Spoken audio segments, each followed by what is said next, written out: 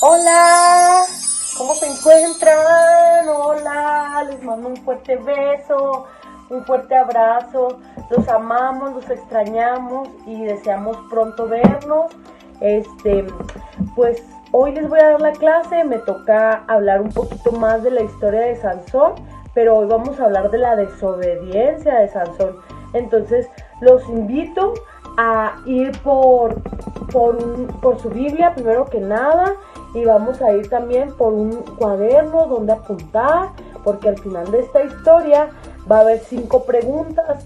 Esas 5 preguntas se las van a mandar a la maestra Cristi, y recuerden que por cada actividad que la maestra Cristi mande, pues va a haber puntos. Entonces, para que estén bien atentos, apuntando, pues vamos primero a empezar por orar. Si me ayudan a cerrar sus ojitos. Y Señor, te damos gracias por este día, Padre mío.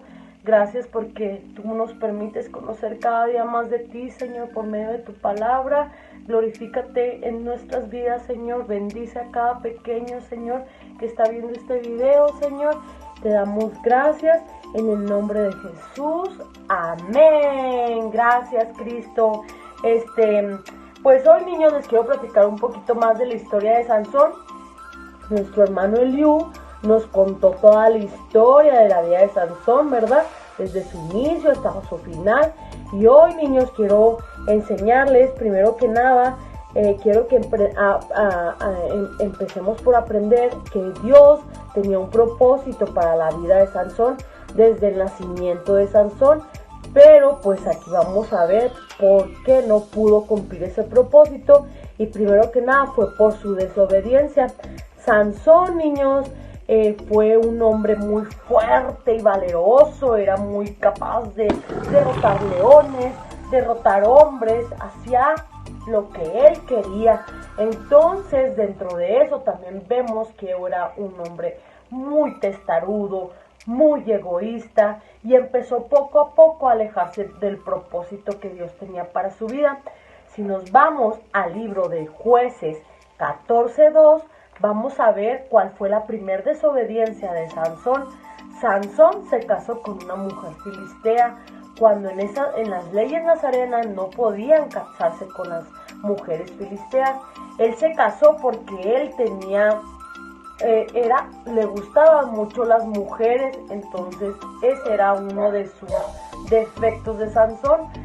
También, si nos vamos al libro de Jueces 14:8, vemos que también Sansón, en un cadáver de un león había un panal de abejas. Entonces se hizo miel, y Sansón tomó con su mano miel y la probó. Pero además de eso le dio de probar a sus padres, cuando también vemos que en las leyes nazarenas no podías tocar un cadáver que ya estaba, olía feo y así, no, Dios no lo permitía. Entonces, niños, pues poco a poco vemos cómo Sansón fue permitiendo el pecado en su vida, y poco a poco vemos cómo él no se daba cuenta que la presencia de Dios se estaba alejando poco a poco de su vida. Entonces, por último, es una de las muchas consecuencias, pero una de las más populares o comunes, podría decirse, que es de Dalila. Dalila era una mujer perversa, era una mujer mala que quería derrotar a Sansón. Entonces, niños, también esa fue una desobediencia de Sansón. Sansón se enamoró de ella y le dijo cuál era la fuerza, de dónde provenía su fuerza. Sansón pensaba que su fuerza provenía de su cabello, pero vemos como en Jueces 16:20 vemos que Dios le dice que su presencia se ha alejado de él, de Sansón. ¿Por qué? Porque Sansón poco a poco fue permitiendo que el pecado entrara a su vida. Entonces, esta es la enseñanza del día de hoy, niños, que debemos de buscar el consejo de Dios. Debemos de ser cuidadosos de lo que escuchamos, de lo que vemos, de lo que hablamos, porque el pecado sutilmente se va metiendo a nuestras vidas y de repente no nos damos cuenta que estamos tan alejados de Dios que vamos a traer consecuencias muy fuertes a nuestras vidas.